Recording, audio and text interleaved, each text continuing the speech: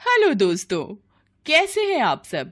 हमारी कहानियां देखने के लिए हमारे चैनल को सब्सक्राइब कीजिए और हाँ, बेल आइकॉन पर क्लिक करना मत भूलिएगा। मेघा और गगन की शादी अरेंज मैरिज थी। गगन अपनी माँ और 4 बहनों और एक भाई के साथ दिल्ली शहर में रहता था। आज शादी के बाद उसकी पहली रसोई की रस्म थी। उसकी सास और नंदे उसके पास आई। देख बहू, आज तेरी इस घर में पहली रसोई है, तो तू आज खाने में ना 4-5 तरह की चीजें बना ले।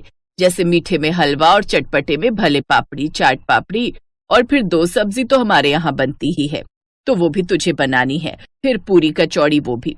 इसके अलावा जो तेरा मन करे वो भी तू बना ले। 5 चीजें बनानी थी, 7-8 गिनवा दी। अब अपने दिल का कुछ और भी बनाकर अपनी शामत थोड़ी ना लगवानी है। कहाँ खो गई, समझ गई ना बहू?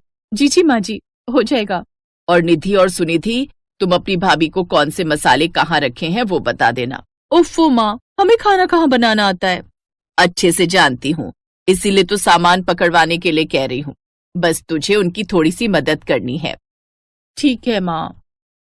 अब मेघा खाने की तैयारी में लग जाती है, लेकिन इसकी दोनों नंदे तो मानो कछुए की तरह काम कर रही थी। उफ, इन दोनों को कितने समय पहले प्याज टमाटर आलू काटने को कहा था, लेकिन ये तो किसी कछुए की तरह काम कर रही है। अब मैं इन दोनों से कैसे काम लूं? इनकी तो नियत ही नहीं है काम करने की। इससे तो अच्छा होगा मैं ही कर लूं। दीदी, आप दोनों ऐसे कीजिए, आराम कीजिए। आप दोनों बहुत थक गई होंगी ना तब से मेहनत करके। आप रहने दीजिए, मैं कर लूंगी। ठीक है भाभी, थैंक यू। वो दोनों वहां से चली जाती हैं। अब मेघा अकेले ही सारा काम करती है।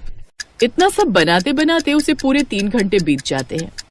उफ, इन्होंने पहले ही दिन मेरी हवा निकाल दी। नंदे तो कामचोर मिली हैं, पर सास भी बड़ी कामचोर है, जो एक बार भी रसोई की तरफ झांकने तक नहीं आई।